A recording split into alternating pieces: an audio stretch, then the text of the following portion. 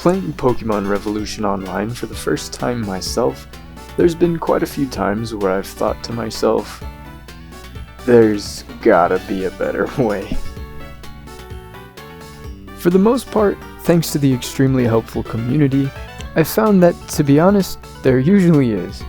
There's a ton of useful guides that the amazing community has already put together on the forums and here on YouTube, but I wanted to compile a list of things that helped me as a new player succeed so far.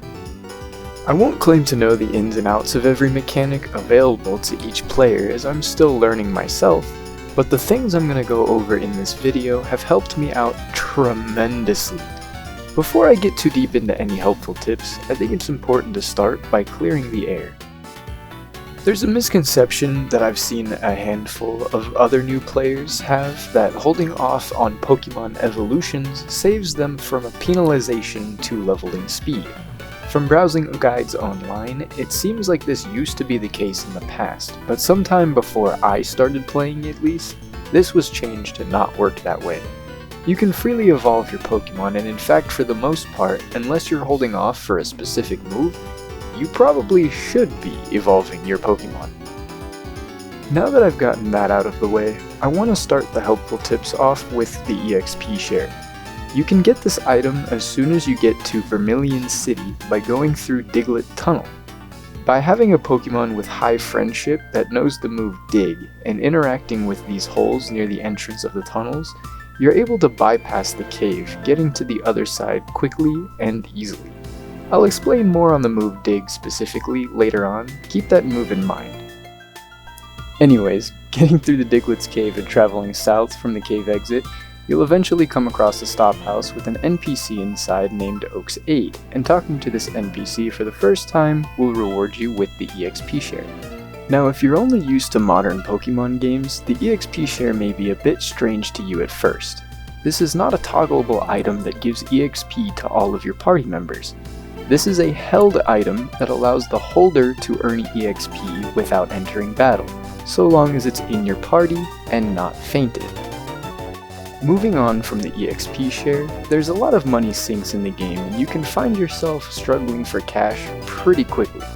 While you can battle wild Pokemon and trainers for a bit of cash, I found that stocking up on items such as nuggets and pearls was an easy way for me to replenish large chunks of cash if there was ever something I needed to spend money on while progressing through the story. The best way to get these items by far early on is through dig spots. Dig spots are these little cracks in the ground, and interacting with these cracks while you have a Pokemon with the move Dig will allow you to search for something in the ground. It's important to also note that the Pokemon with the move Dig must also be at 151 happiness. You can check your Pokemon's happiness by typing the command /happy followed by the number of the slot the Pokemon is in. Searching through dig spots can reveal items, wild Pokemon, or sometimes, if you're lucky, nothing at all. Each location you encounter these dig spots at have different loot tables, like the held item leftovers being found at the dig spots on Route 3 and deep within the rock tunnel.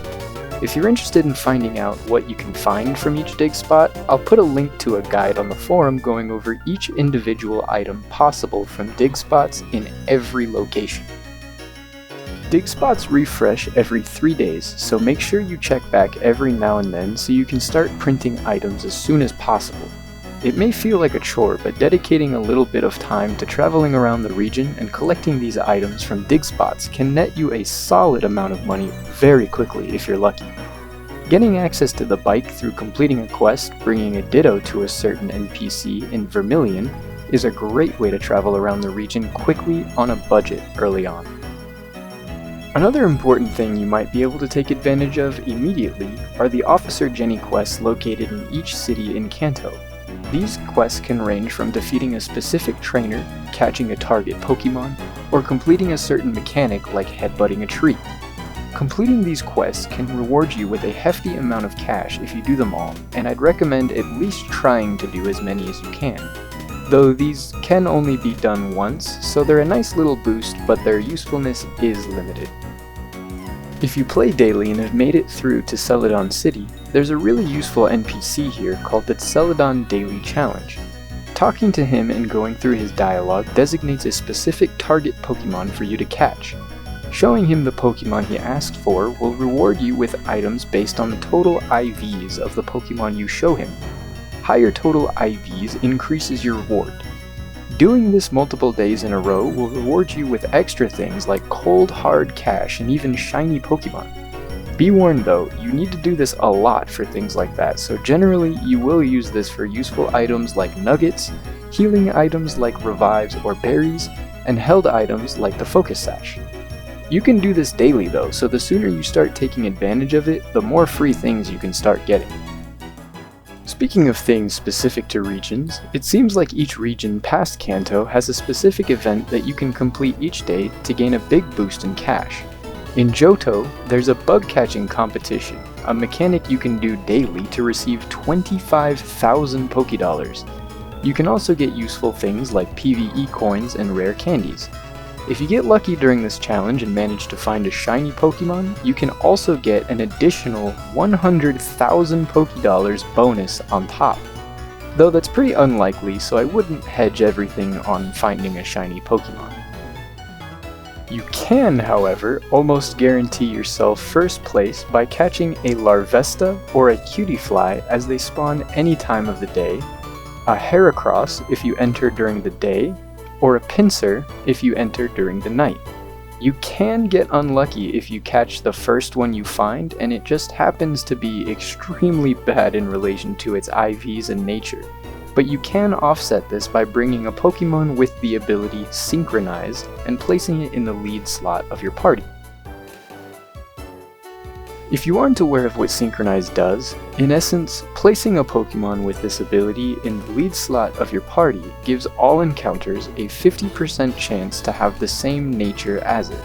This means if you have a Pokemon with Synchronize as its ability and it has the Adamant nature boosting its attack and reducing its special attack, placing this Pokemon in your first slot of your party will make every encounter have a 50% chance to also be adamant as long as it stays in that first slot.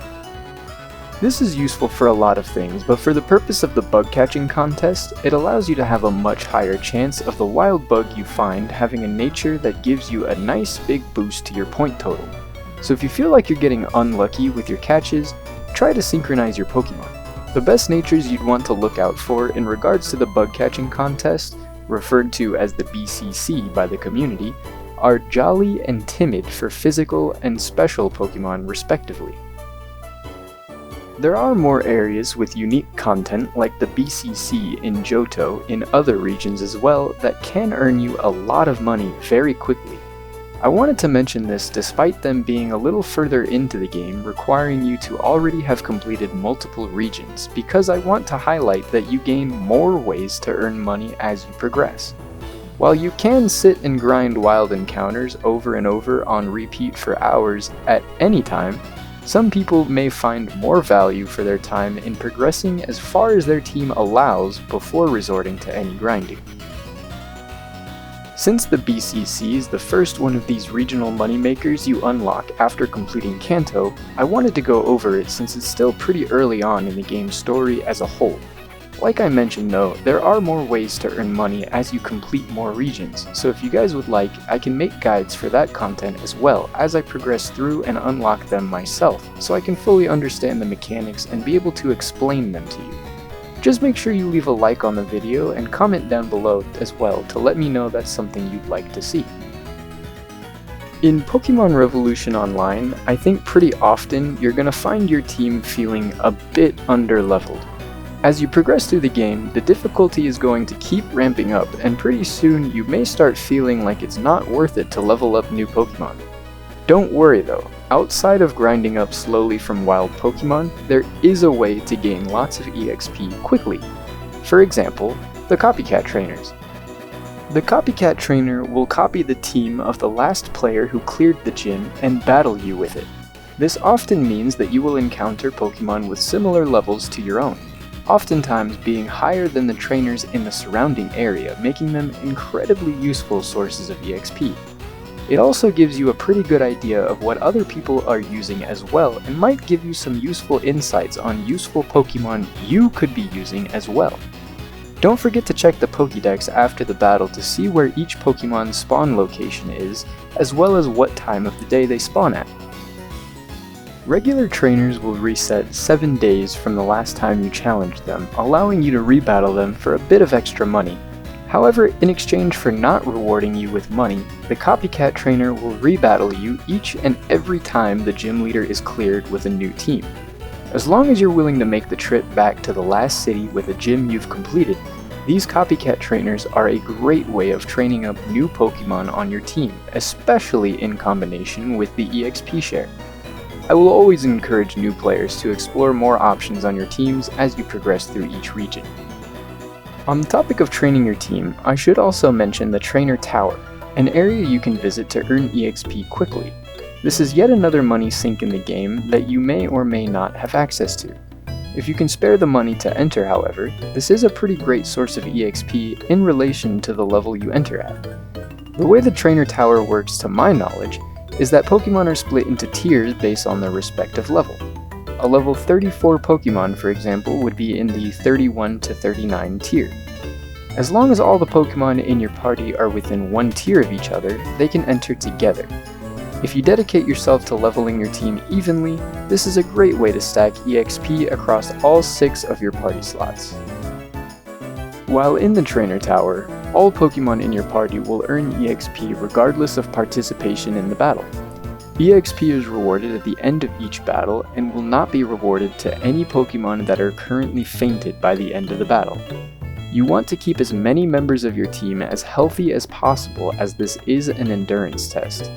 You will have to fight 10 trainers in a row, and if you make a mistake and need healing, talking to Nurse Joy to heal your Pokemon will reveal a 1,500 Pokédollar fine.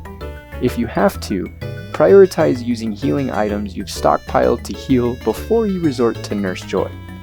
Healing without caution can cause you to bleed money a lot faster than you'd expect. As your team gains levels, you will gain access to higher floors.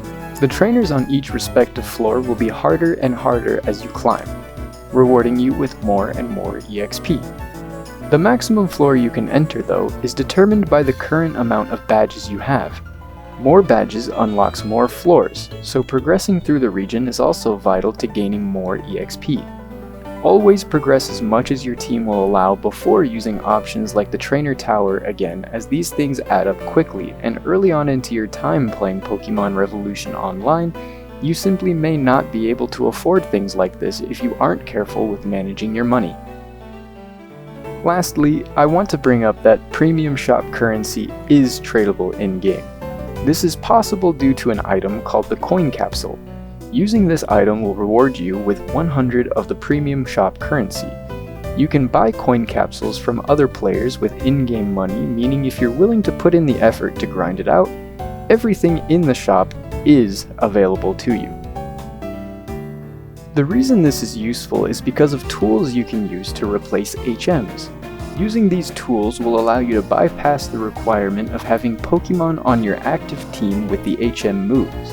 For example, cutting down trees without having cut, searching dig spots without having to know dig, or headbutting trees without having to know the move headbutt. On top of tools, you can also purchase things like the membership to gain access to things like extra money, extra EXP, and premium wild encounters.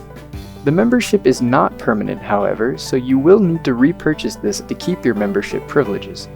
If you find yourself not needing the benefits of a membership, you can also purchase an item called the Black Medallion.